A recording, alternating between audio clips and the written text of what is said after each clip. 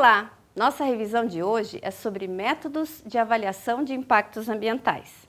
Nesses métodos, são ferramentas que possibilitam aos profissionais de uma equipe multidisciplinar, que realiza uma avaliação de impacto ambiental, a AIA, a prever, identificar e avaliar os potenciais impactos de um empreendimento. Vamos começar com o método ad hoc, também chamado de método de reunião de especialistas. Nele, especialistas de diversas áreas realizam reuniões para obter dados e informações em tempo reduzido. Esses especialistas devem possuir conhecimento científico e experiência profissional em relação ao empreendimento objeto da avaliação. A avaliação é simples e objetiva, de forma principalmente dissertativa, com resultados essencialmente qualitativos. Os impactos são analisados de forma muito pessoal, segundo a visão de cada profissional envolvido.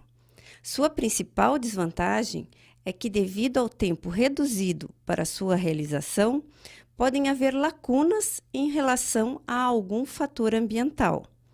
É um método que deve estar associado a outros que forneçam informações complementares. Já o método checklist, também chamado de lista de verificação, consiste em identificar as relações entre fatores ambientais e os prováveis impactos gerados por um empreendimento. As questões de um checklist podem tanto ter como resposta afirmativa ou negativa, como respostas quantitativas simples. Normalmente, as questões do checklist podem ser respondidas em uma visita de campo ou com base em informações básicas sobre a atividade.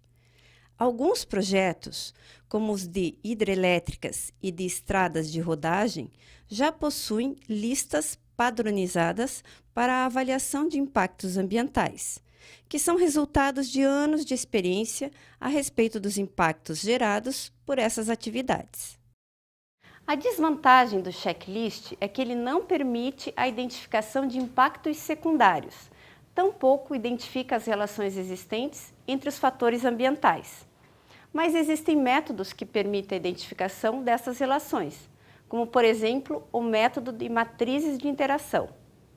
Esse método, também chamado de listagem de controle bidimensional, permite relacionar os impactos de cada ação com o fator ambiental, por meio de quadrículas definidas pelo cruzamento de linhas e colunas.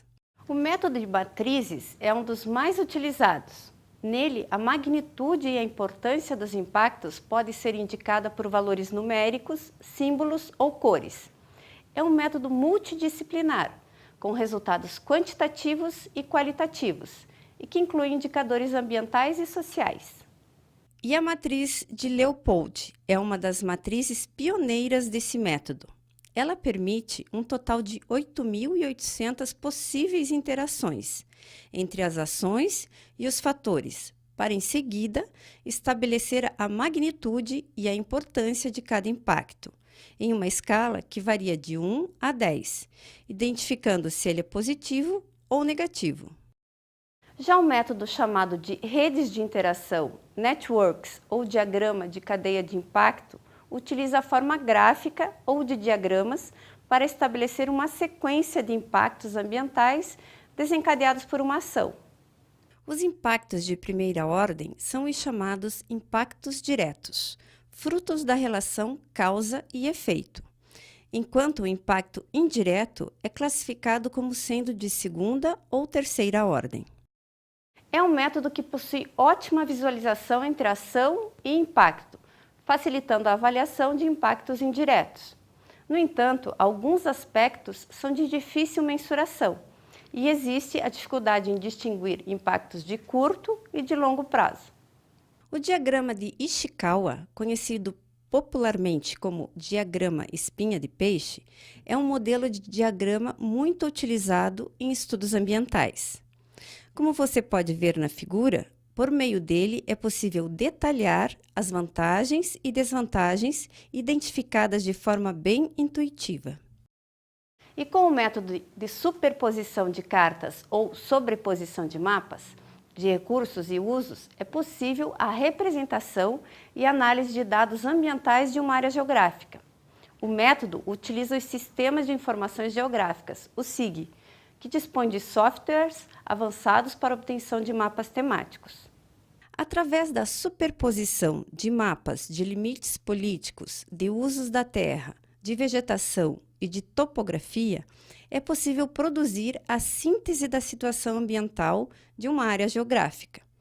No entanto, o seu uso não permite evidenciar os impactos de segunda e terceira ordens, e ele tem uso limitado quando a superposição é feita com grande quantidade de mapas.